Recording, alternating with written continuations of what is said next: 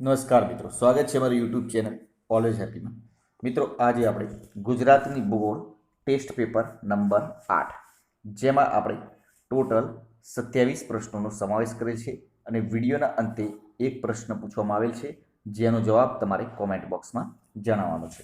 તો ચલો મિત્રો, ટાઈમને વગાડતા શરૂ કરીએ. 201 નંબરનો ક્વેશ્ચન: ગુજરાતમાં મગફળીનું સૌથી વધુ ઉત્પાદન કયા જિલ્લામાં થાય છે? તો મગફળીનું સૌથી વધુ ઉત્પાદન ગુજરાતમાં જુનાગઢ જિલ્લામાં થાય છે. એટલે કે એ ઓપ્શન સાચો જવાબ રહેશે. ગુજરાતનો કયો પ્રદેશ કપાસ ઉત્પાદન માટે જાણીતો છે? તો ગુજરાતનો કયો પ્રદેશ કપાસ ઉત્પાદન માટે જાણીતો છે? કાનમ પ્રદેશ, જે કપાસ ઉત્પાદન માટે જાણીતો છે.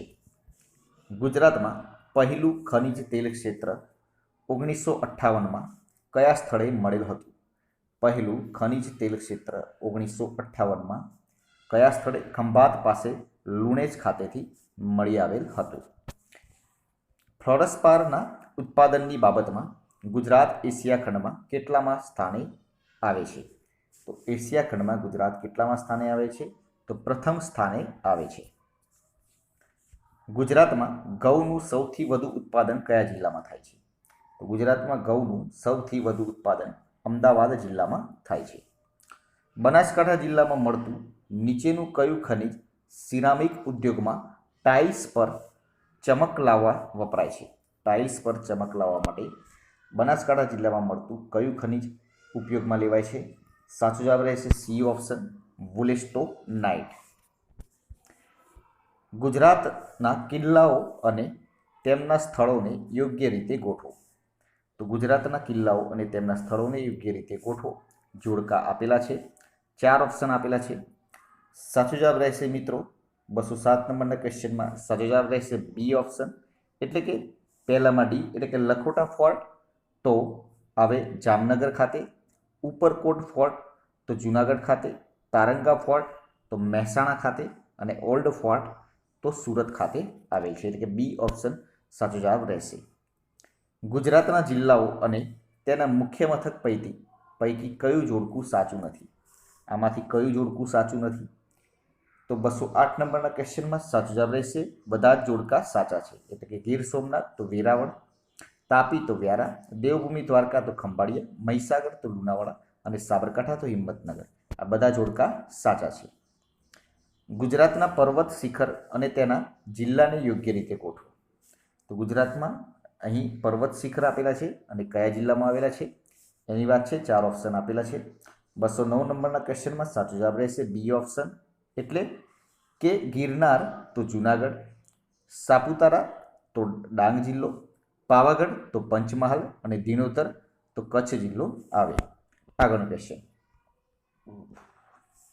નદી અને તેના કિનારે વસેલ શહેરના જોડકામાંથી કયું જોડકું યોગ્ય નથી? તો આ 4માંથી કયું જોડકું યોગ્ય નથી? 210 નંબરના ક્વેશ્ચનમાં સાચો જવાબ રહેશે બી ઓપ્શન, એટલે કે ચોથા નંબરનું જોડકું યોગ્ય નથી. તાપી તો વડોદરા, આ જોડકું યોગ્ય નથી. આગળનો ક્વેશ્ચન: ગુજરાતમાં નીચેના પૈકી કયા જિલ્લામાં મેંગેનીઝ મળી આવે છે? તો નીચેના પૈકી ગુજરાતમાં કયા જિલ્લામાં મેંગેનીઝ મળી આવે છે? પંચમહાલ જિલ્લામાં. ગુજરાતનું કયું બંદર દેશના સૌપ્રથમ ખાનગી બંદર તરીકે 1998થી કામ કરતું થયું છે ખાનગી બંદર તરીકે? તો 212 નંબરના ક્વેશ્ચનમાં સાચો જવાબ રહેશે ડી ઓપ્શન, પીપાવાવ. ભાવનગર જિલ્લાના અલંગ ઉપરાંત ગુજરાતમાં કયા અન્ય સ્થળે જહાજો તોડવાનો ઉદ્યોગ વિકાસ પામ્યો છે? અલંગ ઉપરાંત કયા અન્ય સ્થળે? તો સી ઓપ્શન, સચાણા જામનગર ખાતે. આગળનો ક્વેશ્ચન: સુરખાબના પ્રજનન માટેનું સ્થળ સુરખાબનગર ગુજરાતના કયા વિસ્તારમાં જોવા મળે છે? તો સુરખાબનગર ગુજરાતના કચ્છ વિસ્તારમાં જોવા મળે છે. ગુજરાતના કયા જિલ્લામાં ચૂનાના પથ્થરોનો સૌથી અનામત જથ્થો આવેલો છે? તો ચૂનાના પથ્થરોનો સૌથી અનામત જથ્થો કચ્છ જિલ્લામાં આવેલ છે. એટલે કે એ ઓપ્શન સાચો જવાબ રહેશે. માંડવની ટેકરીઓનું ઊંચામાં ઊંચું શિખર કયું છે? માંડવની ટેકરીઓનું ઊંચામાં ઊંચું શિખર ચોટીલા છે. આગળનો ક્વેશ્ચન: વુલેસ્ટોનાઇટ ખનિજ કયા ઉદ્યોગમાં વપરાય છે? તો વુલેસ્ટોનાઇટ ખનિજ ટાઇલ્સ ઉદ્યોગમાં વાપરવામાં આવે છે. એટલે કે બી ઓપ્શન સાચો જવાબ રહેશે. તાપી નદી કયા સ્થળે ગુજરાતમાં પ્રવેશે છે? તાપી નદી ગુજરાતમાં કયા સ્થળે પ્રવેશે છે? હરણફાળ સ્થળે પ્રવેશે છે. કયા સ્થળે શેત્રુંજી યોજના હાથ ધરવામાં આવી છે?